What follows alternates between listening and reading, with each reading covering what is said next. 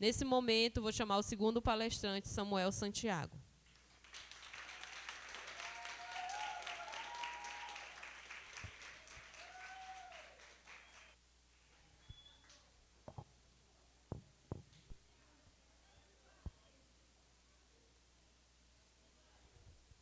Bom dia a todos. Bom dia.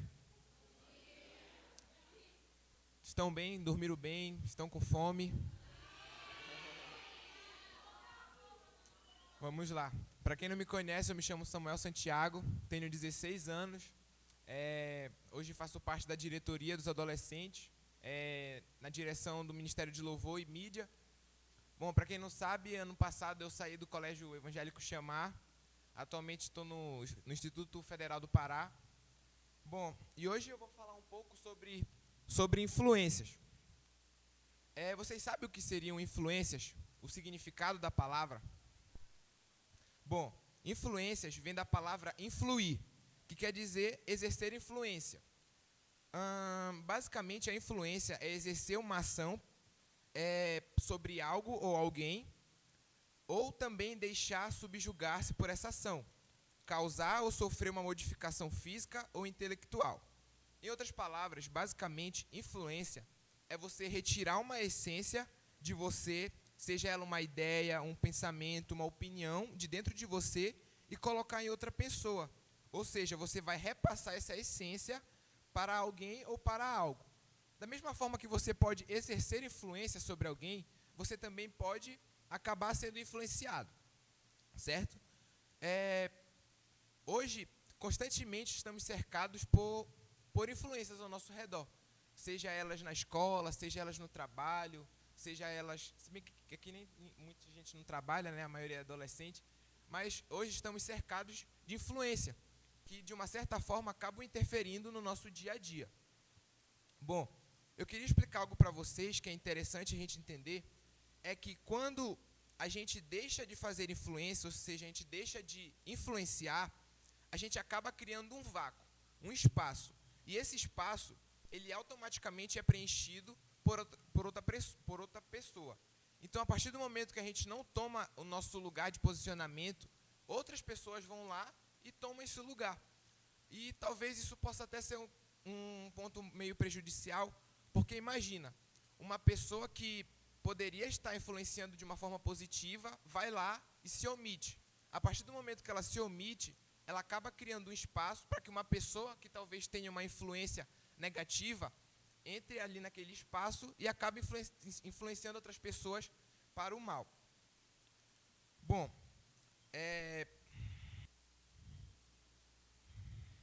deixa eu ver aqui. Tá. Outra coisa que eu queria falar para vocês também é a respeito dos influenciadores mais dominantes hoje na nossa atualidade. Esse é um dado tirado de 2021. E, por incrível que pareça, o primeiro deles, os influenciadores mais dominantes em 2021 no Brasil, em primeiro lugar está Felipe Neto, Juliette Freire, do BBB, Tata Werneck, Marcos Mion, Whindersson Nunes, Anitta, Ricardo Amorim, os dois apresentadores do Você Sabia, Mário Sérgio Cortella e Ivete Sangalo. Porque eu queria também falar um pouco sobre esses nomes para vocês. São pessoas que eu creio a maioria vocês conhecem, certo? E são pessoas que hoje têm uma visibilidade muito grande nas mídias. E, infelizmente, muitos deles têm propagado uma mensagem ruim, têm influenciado de maneira negativa.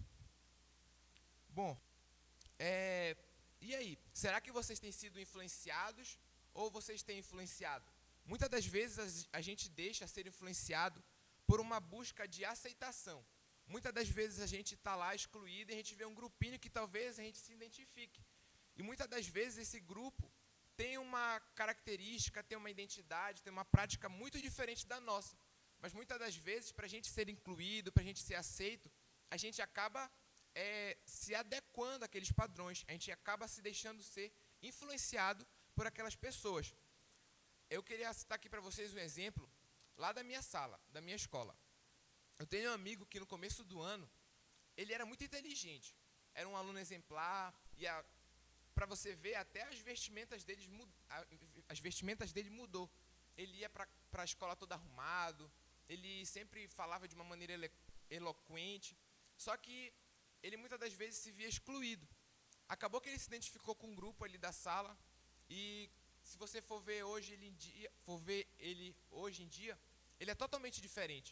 Ele é uma pessoa que a cada 5 palavras ele fala 10 palavrões, é uma pessoa que já não está nem aí para as atividades, deixou de ser um aluno estudioso, e a gente vê que esses exemplos estão presentes todos os dias no nosso dia a dia, de pessoas que talvez tinham um bom caráter, tinham uma identidade correta, só que muitas das vezes, pela busca de aceitação, elas acabaram se deixando influenciar, deixaram aqueles padrões de lado, aquelas práticas boas de lado, e acabaram se tornando pessoas que, de fato, são vulneráveis para qualquer influência de hoje.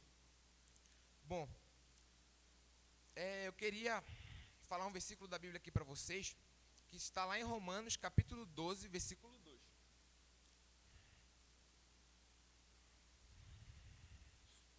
É para colocar aí no telão para o pessoal ver. Romanos, capítulo 12, versículo 2.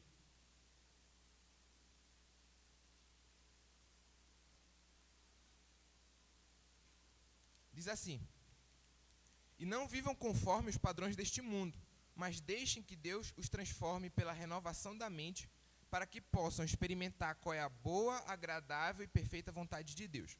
Bom, ele fala bem aqui, mas deixem que Deus os transforme pela renovação da vossa mente. Eu queria rapidinho falar a respeito do corpo, alma e espírito. Todo mundo é formado por corpo, alma e espírito. O que seria o corpo? Basicamente é a parte externa, a nossa parte física. E como a gente pode alimentar o nosso corpo? Por meio da nossa alimentação, bebendo água, através das atividades físicas. A gente também é composto por alma. A alma são as nossas emoções, os nossos sentimentos, a nossa razão, o nosso intelecto, as nossas ideias, as nossas memórias. E basicamente, como a gente pode alimentar a nossa alma? Através do conhecimento, através do estudo, através da sabedoria. E também a gente é formado por espírito. Basicamente, o espírito é a nossa fé, a nossa espiritualidade. E como a gente pode fortalecer o nosso espírito, principalmente nós como cristãos? A gente deve fortalecer o espírito através da palavra e oração. Mas nesse momento eu queria me prender à alma. Como eu falei, a alma é o nosso centro, é o centro das nossas emoções. É nela onde a gente tem as nossas ideias, os nossos pensamentos, é lá onde a gente tem o nosso intelecto. E eu pergunto para vocês, como a gente tem alimentado a nossa alma? Nós somos uma alma que tem um corpo, e não um corpo que tem uma alma. Ou seja, a alma é o centro de tudo. Se a gente não tiver a alma, a gente não tem o corpo, porque a alma que interliga o corpo com o espírito. Se você está bem emocionalmente, isso vai refletir no seu corpo. Agora, se você está triste, se você está cabisbaixo, se você está com, sei lá, depressão, se você se encontra num momento difícil, isso vai transmitir no seu corpo. Automaticamente, seu semblante vai estar cabisbaixo, vai estar triste. Então, a nossa alma é muito importante para o nosso corpo. A nossa alma é alimentada através do conhecimento, visto que é nela onde está o nosso intelecto, a nossa razão, os nossos sentimentos, as ideias, que são formadas a partir do nosso conhecimento e a partir da nossa sabedoria. Bom, queria também deixar outro versículo aqui em Efésios, capítulo 6.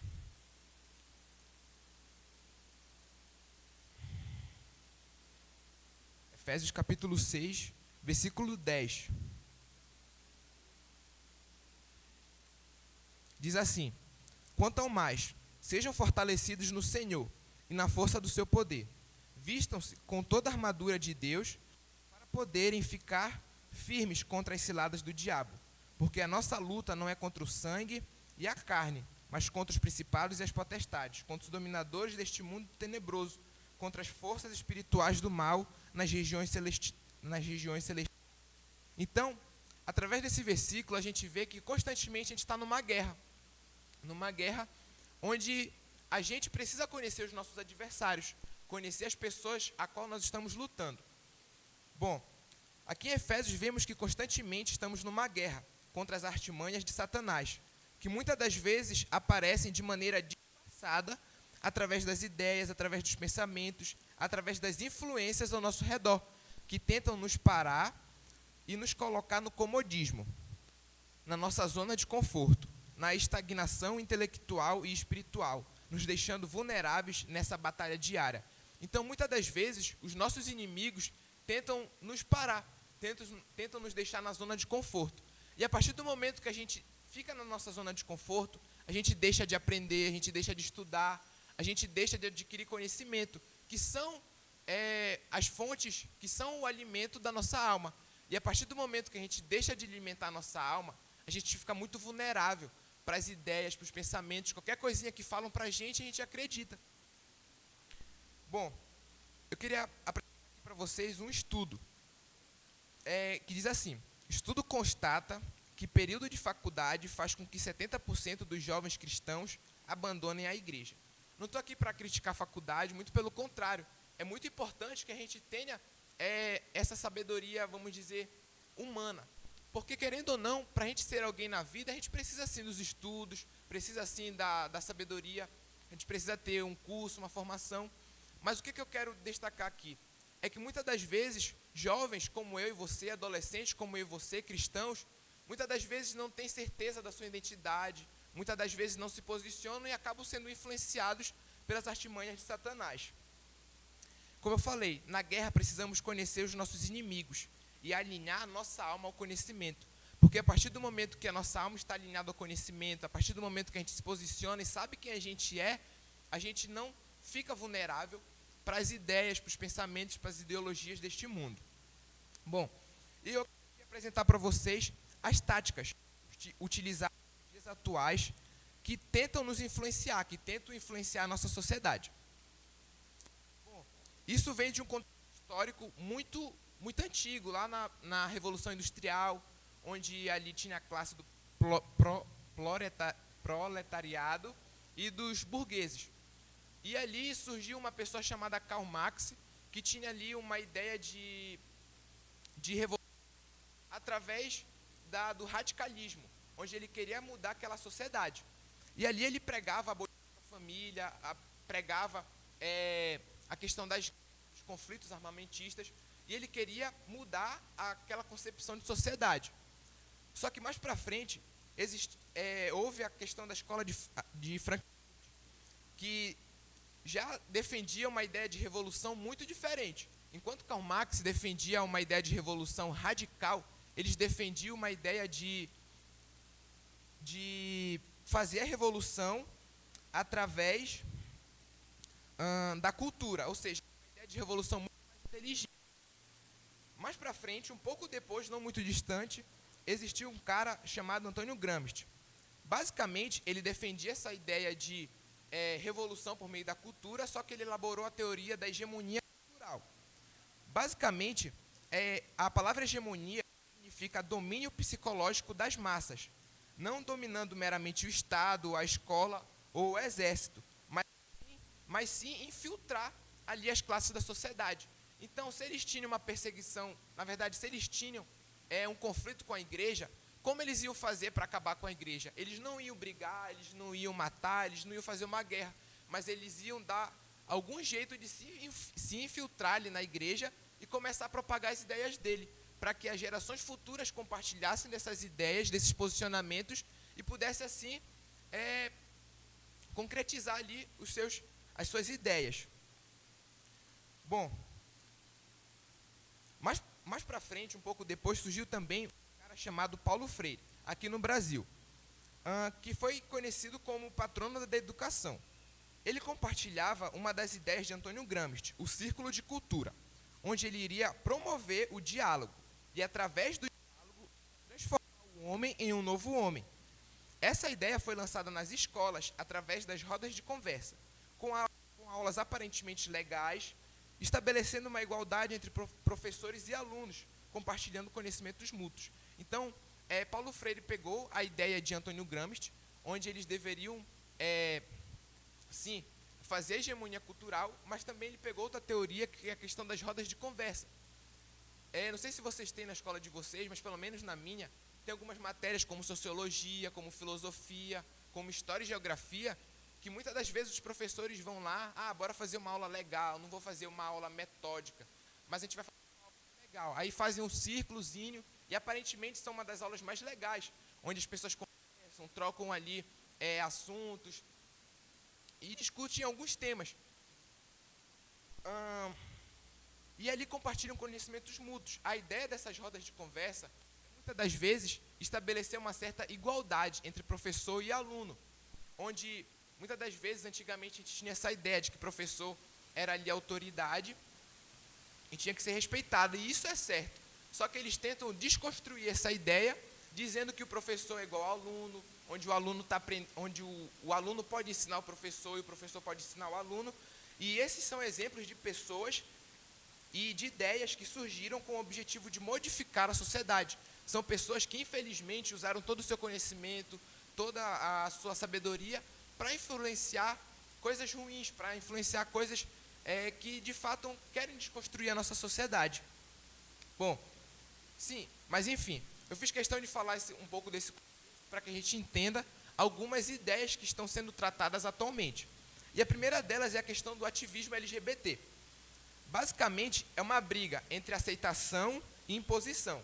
De um lado, a gente tem os homossexuais, que muitas das vezes só querem um respeito, só querem uma aceitação por umas coisas que eles tiveram, só Deus sabe o que eles já passaram. E de um outro lado, a gente tem uma imposição, que são os ativistas, que são aquelas pessoas que querem te obrigar a aceitar, que querem te obrigar a respeitar elas, e caso você não aceite, você é chamado de homofóbico, de transfóbico. E isso é algo que, infelizmente, tem dominado na nossa sociedade. Não quer dizer que o homossexualismo seja certo, até porque em João, capítulo 8, versículo 32, diz: e conhecereis a verdade, e a verdade vos libertará. Jesus, ele quer sim salvar o homossexual, quer salvar a pessoa que está perdida, a pessoa que se encontra longe dele. Só que primeiro ele vem com a graça e depois ele vem com a verdade. Então ele quer salvar sim cada um de nós. Ele primeiro apresenta o seu amor, mas é necessário que a gente entenda que ele também quer que a gente faça a vontade dele, que a gente mude o nosso caráter, que a gente mude as nossas atitudes para que a gente sirva a ele do jeito que ele quer. Bom, e a gente vê também que em Gênesis Deus criou o homem e a mulher, a fim de que o homem se una à mulher no casamento, gerando assim uma nova pessoa. Bom, esse assunto faz-se necessário a fim de esclarecer assuntos que muitas das vezes não são esclarecidos, principalmente para cristãos e adolescentes, que são confrontados atualmente, onde são cancelados por serem simplesmente cristãos, e que muitas das vezes não conseguem se posicionar por temor de serem excluídos, obrigando-os ou impondo a concordância com essas pautas, que querem relativizar a sexualidade da sociedade, onde a pessoa pode ser o que ela quiser. Bom, então, outra ideia que eu queria compartilhar para vocês é a questão da ideologia de gênero. Pode passar o slide aí. Bom, não sei se vocês já viram falar desse garoto aqui, mas o nome dele é David Heimer. Quando ele nasceu, houve um erro na sua cirurgia de fimose e seu órgão masculino foi queimado. Bom, a família ficou desesperada e ela procurou um doutor chamado Dr. John Money, um sexólogo e adepto da ideologia de gênero. Bom, ele disse para criar David como uma menina. E a partir do momento que eles criassem David como uma menina, ele se tornaria uma menina. De onde ele tirou isso, eu não sei. Bom, isso ocorreu na infância, até que ele começou a se vestir como um menino, depois que seus pais contaram para ele o caso. Bom, então, basicamente, houve ali o erro na sua cirurgia de fimose e acabou que ele perdeu o órgão masculino, e ali deram a ideia de criar ele como menina para que ele se tornasse uma menina. Não aconteceu. Em uma entrevista dada por David em 2010, ele diz assim: era-me dito que eu era uma garota, mas eu não gostava de me vestir como uma garota, e não gostava de me comportar como uma garota. Eu não gostava de agir como uma garota, confessa David. Eu não sou um professor de nada, mas você não acorda uma manhã decidindo se é menino ou menina, você apenas sabe. Bom, conclusão da história. ele chegou na vida adulta, teve uma família, mas o que aconteceu? Ele cometeu suicídio. Bom, outro exemplo que eu queria dar para vocês, pode passar o slide aí. Olha essa coisa bonita aqui. O homem gastou 225 mil para se transformar em um dragão. Pode passar outra imagem lá.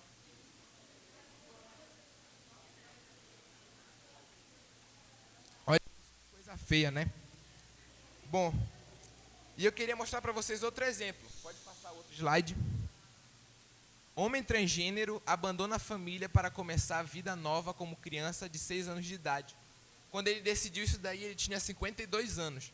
Imagina.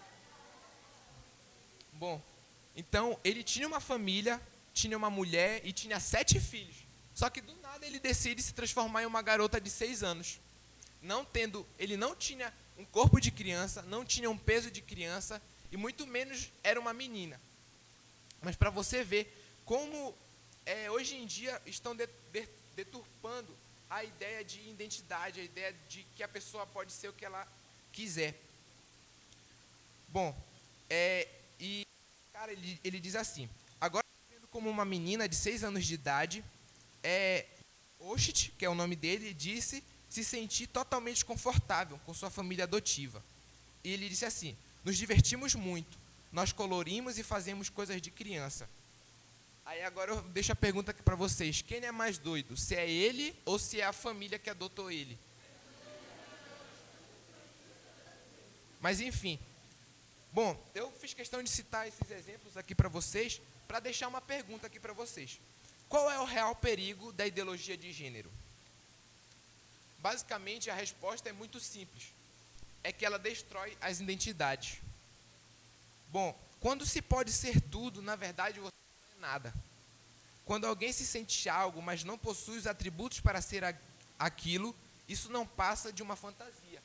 Esse homem não tem corpo de criança, não tem peso de criança, não tem o sexo de uma menina, não tem idade de uma criança, mas na verdade isso daí não passa de uma fantasia.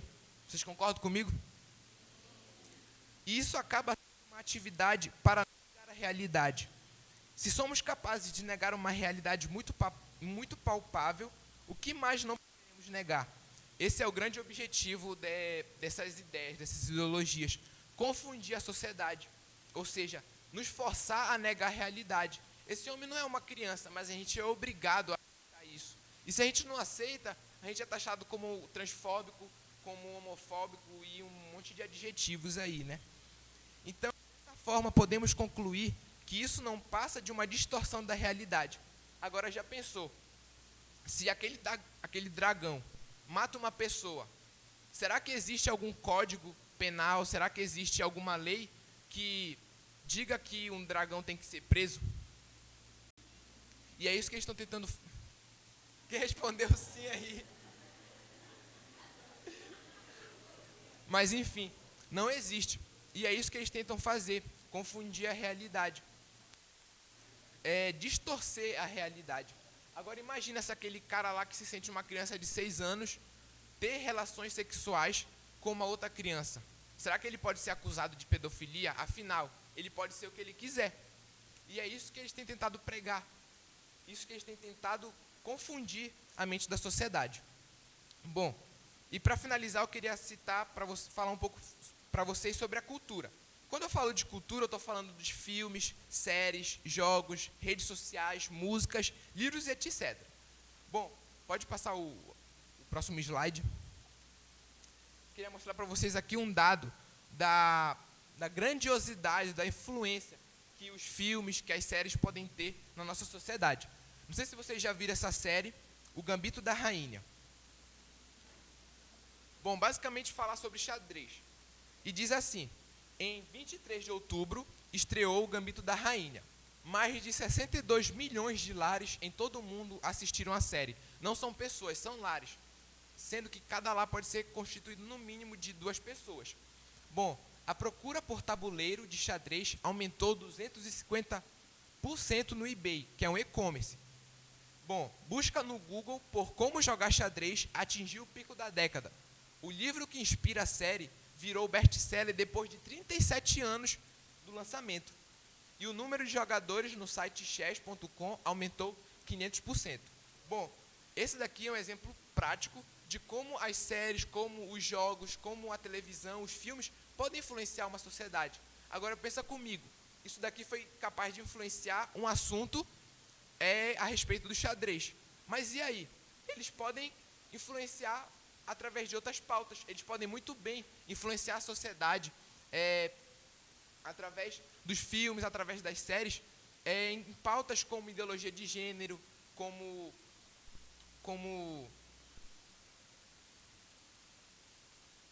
comunismo, como a ideia de distorcer a realidade de Cristo, a realidade de Deus. Então, são capazes de fazer isso com o xadrez. O que eles não podem fazer para distorcer a nossa sociedade? Bom, outra pesquisa diz assim: jogos de celular e computador que instigam o vício podem ter efeito similar ao uso de drogas e alcoolismo infantil, revelou uma série de estudos realizados na Universidade Estadual da Califórnia, nos Estados Unidos. Bom, aí eu quero fazer uma pergunta aqui para vocês. Mas será que tudo isso pode nos influenciar? Quantas vezes perdemos horas e horas atrás de um aparelho eletrônico, perdemos tempo almejando a vida de influenciadores, de jogadores de futebol e de famosos que sequer sabem da nossa existência? Ou quantas vezes somos influenciados por ideologias que querem destruir a nossa identidade, que querem nos levar à estagnação intelectual, nos deixando vulneráveis? Quantas vezes a gente não se viu almejando a vida de um famoso? Quantas vezes a gente já não se viu almejando a vida de um jogador? E muitas das vezes a gente mudou o nosso padrão de viver, mudou a nossa identidade, muitas das vezes para tentar ser como aquela pessoa, para tentar ser como aquele nosso amigo. E muitas das vezes a gente perde tanto tempo com coisas que, na verdade, só querem o nosso mal. E simplesmente nos esquecemos da maior influência da história, que teve a história dividida em antes e depois dele, que tem o seu livro como o livro mais vendido do mundo. Simplesmente essa pessoa é Jesus, aquele que nos ama mesmo sem nós merecermos. Quantas vezes a gente perdeu tempo com coisas supérfluas, com coisas passageiras deste mundo, e a gente se esqueceu do amor de Jesus pela gente? Quantas vezes a gente se esqueceu da pessoa que morreu por nós, que nos deu o privilégio de estarmos aqui? Queria deixar um versículo aqui para você.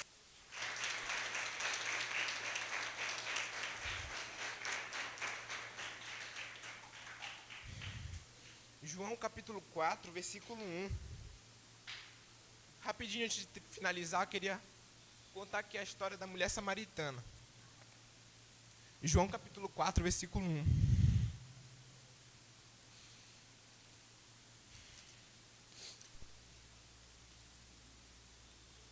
Vou ler aqui rapidinho, é um pouco grande. Quando Jesus soube que os fariseus tinham ouvido dizer que ele fazia e batizava mais discípulos do que João, na verdade, João capítulo 4, tá certo. Deixou a Judéia, retirando-se outra vez para a Galiléia, e era necessário passar pela região de Samaria. Assim Jesus chegou numa cidade samaritana, chamada Sicar, perto das terras que Jacó tinha dado a seu filho José. Ali ficava o poço de Jacó. Cansado da viagem, Jesus sentou-se junto ao poço. Era por volta do meio-dia. Nisso veio uma mulher samaritana tirar água. Jesus lhe disse: dá-me um pouco de água, pois os seus discípulos tinham ido à cidade comprar alimentos. Então a mulher samaritana perguntou a Jesus: como, sendo o Senhor um judeu, pede água a mim, que sou uma mulher samaritana? Ela disse isso porque os judeus não se dão bem com os samaritanos. Jesus respondeu: se você conhecesse o dom de Deus e quem é este lhe pedindo água para beber, você pediria e ele lhe daria água da vida. A mulher respondeu: o Senhor não tem balde e o poço é fundo. De onde você vai conseguir essa água? Por acaso o Senhor é maior do que Jacó, nosso pai, que nos deu o poço, do qual ele mesmo bebeu, seus filhos e o seu gado? Jesus respondeu: quem beber desta água voltará a ter sede, mas aquele que beber da água que eu lhe der nunca mais terá sede. Pelo contrário, a água que eu lhe der será nele uma fonte a jorrar para a vida eterna. A mulher lhe disse: Senhor, quero que me dê essa água, para que eu não tenha mais sede, nem precise vir aqui buscá-la. Jesus disse: Vá e chame o seu marido e volte aqui. Ao que a mulher respondeu: Não tenho marido. Então Jesus disse: Você tem razão ao dizer que não tem marido, porque já teve 5, e esse agora não é o seu marido.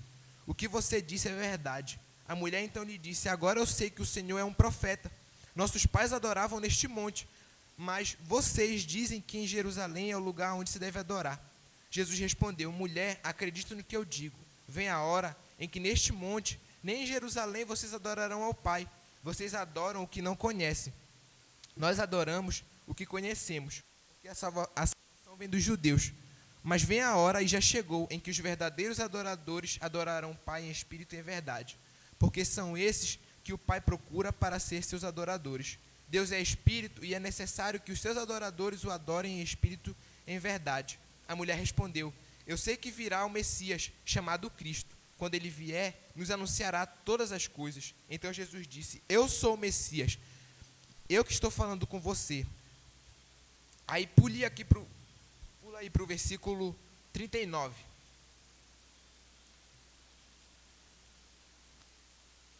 Diz assim: Muitos samaritanos daquela cidade creram em Jesus, por causa do testemunho da mulher que tinha dito: Ele me disse tudo o que eu já fiz.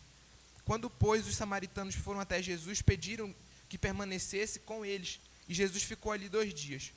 Muitos outros creram nele por causa da palavra de Jesus, e diziam à mulher: Agora não é mais por causa do que você falou que nós cremos, mas porque nós mesmos ouvimos e sabemos que este é verdadeiramente o Salvador do mundo. Bom, então basicamente aqui uma mulher que já estava no seu 5º relacionamento, na verdade já tinha tido 5 relacionamentos, e o relacionamento que ela tinha não era sequer o marido dela. E ali ela teve um encontro com Jesus. Ali Jesus mostrou a salvação, mostrou ali o amor dele para com ela, e ela imediatamente foi ali na cidade dela e chamou outros vizinhos, chamou outros cidadãos, para que eles pudessem também conhecer Jesus. E essa mulher é um grande exemplo de uma pessoa que decidiu influenciar ali na geração dela, na sociedade dela. Abra aqui também em Gálatas capítulo 1, versículo 10. Diz assim: Por acaso eu procuro agora o favor das pessoas ou o favor de Deus? Ou procuro agradar as pessoas? Se ainda estivesse procurando agradar pessoas, eu não seria servo de Cristo. Mas informo a vocês, irmãos, que o evangelho por mim anunciado não é mensagem humana, porque eu não o recebi de um ser humano algum, nem me foi ensinado, mas eu recebi mediante a revelação de Jesus Cristo. E para finalizar, quero que abra aqui em 2 Coríntios, capítulo 4, versículo 16.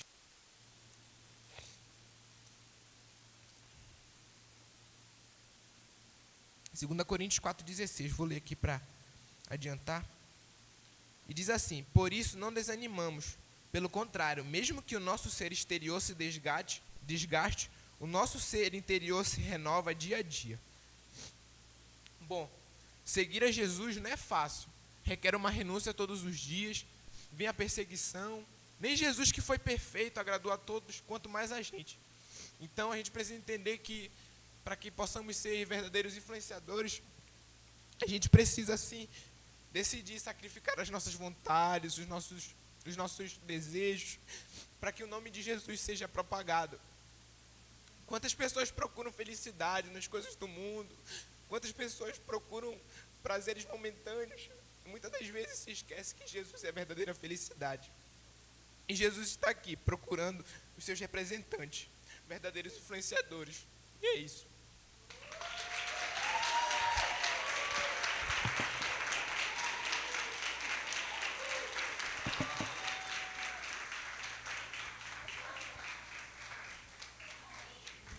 Oi. Bom dia. Fica aqui, Sassá. Vem cá, Marcelo. Eu queria... eu sou o pastor Helder, mas também sou biólogo e sou zootecnista, sou professor de biologia também.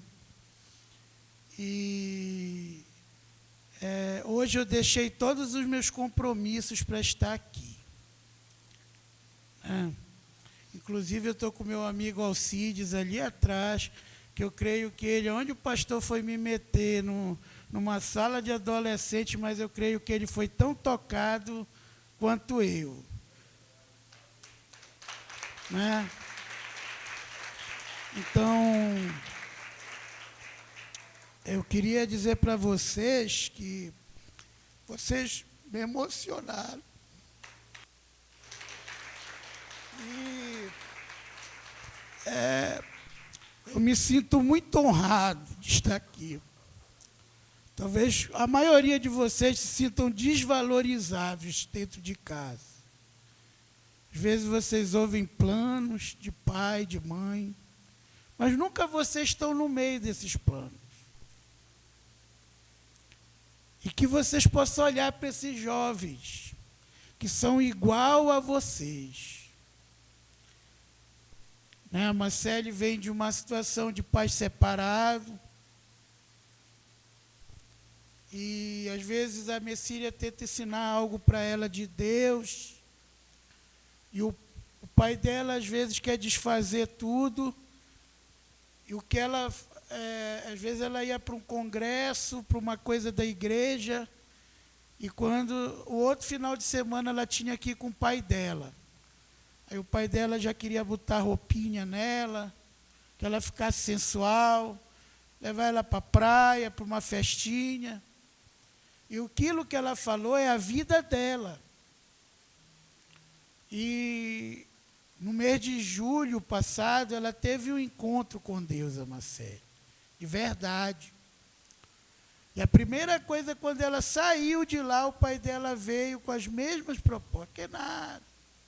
Ela disse, papai, eu não vou. Ela tomou uma decisão. E hoje, olha, ela estava falando para vocês, ela está mais triste? Não, ela está feliz. Porque hoje ela é o que ela é, ela não tem que ser o que ela não é. Aqui, o Sassá foi colega de vocês. Né? Eu quero agradecer a professora Dorcas, né? do Colégio Chamar, que está aqui. Ela vai falar daqui a pouco. Mas muito obrigado, minha irmã, de estar proporcionando isso para esses adolescentes. O Sassá estava falando uma coisa que há um ano atrás eu pedi para um pastor falar sobre isso, e ele não conseguiu fazer em 2 horas de palestra que ele deu. O que o Sassá fez aqui em uns 30, 40 minutos. Me deixou muito orgulhoso. Como o Sassá falou, também foi nesse congresso que foi muito maravilhoso de adolescente, que ele se escondia atrás da bateria. O Sassá nunca foi uma criança ou um adolescente de dar trabalho. Mas, às vezes, a gente está na igreja ou está em casa e a gente não consegue exercer o nosso dom. A gente fica envergonhado porque a gente tem uma baixa estima. É o que o Jael vai falar daqui a pouco para fechar, que você não se sente importante. Você acha qual é a importância que eu tenho nessa casa? Quem me ouve? Mas, e aí você vai buscar essas ideologias de gênero. Só o que eu quero frisar aqui, e se esse homem que tem 50 anos e que acha que é uma menina de 6 anos abusasse outras crianças de 6 anos? Isso é sério, gente. Isso é sério. Querem fazer banheiros unissex. Já pensou, você é uma menininha, você está no banheiro, entra um rapagão lá, porque ele se declara mulher. Se ele fizer com você alguma coisa ruim, a gente tem que começar a entender as coisas. Porque o maligno quer destruir a família. Tem alguns adolescentes que às vezes levam as coisas na brincadeira. Até muitas vezes acontecer com a gente. Quando acontece com a gente, quantos adolescentes têm tirado a vida? Então hoje, o que o Sassá falou é a verdade, Samuel, é o que a gente está vivendo. Né? Por isso eu estou muito orgulhoso da Marcele, do Samuel, eu estou muito orgulhoso da professora Dorcas, do Colégio Chamar, que vocês que estão aqui, aproveite isso aqui é um tesouro. Eu, na idade de vocês, não tive o privilégio de ter uma palestra dessa. Né? Eu vou dar uma boa notícia, a gente vai ter um lanche agora, né, para depois voltar para a última palestra e um almoço melhor ainda. Tá certo?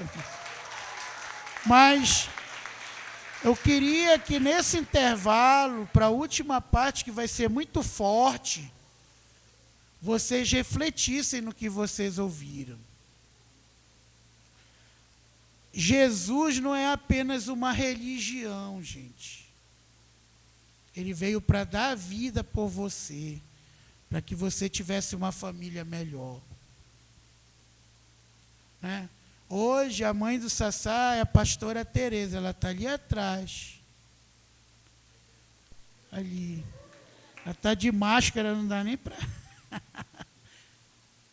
Então, ela não conhecia Deus, ela teve o primeiro lar dela que se acabou. Quem sabe o outro filho que ela tem não estaria aqui. Mas hoje o Sassá tem um lar que tem um pai e uma mãe, porque eles buscam a Deus. O meu pai faleceu no final do ano passado. Quando meus pais foram para a igreja, meu pai dizia que Deus não existia. Sabe por quê? O divórcio estava marcado. E depois que o meu pai encontrou com Jesus, ele envelheceu com a minha mãe. E o casamento dele com a minha mãe foi até que a morte o separou. Então eu quero que vocês reflitam. Tem muita gente sofrendo aqui, porque hoje seu papai e sua mamãe não estão mais junto de você. Que hoje talvez uma pessoa que não tenha o mesmo amor que o seu pai tinha por você, está na sua casa. Ou pode ser que tenha, mas com certeza não era o que você queria. E quem pode mudar essa realidade? Você. Sendo essa pessoa que a Marcele falou, descobrindo a tua identidade em Deus. Sendo essa pessoa que o Sassá falou. Não se deixando influenciar por essas coisas. Porque essas pessoas não vão estar perto de você quando você estiver em crise. Entendeu? Não vão estar. Não é o Paysandu que vai te ajudar, nem o Remo. Nenhum time de futebol vai te ajudar quando você estiver deprimido, em crise, triste. Te arrumar emprego. Cuidar de você. Não. Você precisa de um pai, de uma mãe. Deus vai restaurar você, a sua vida e a sua família. Se você seguir o que você já ouviu até agora aqui. Amém? Que Deus abençoe vocês. Certo?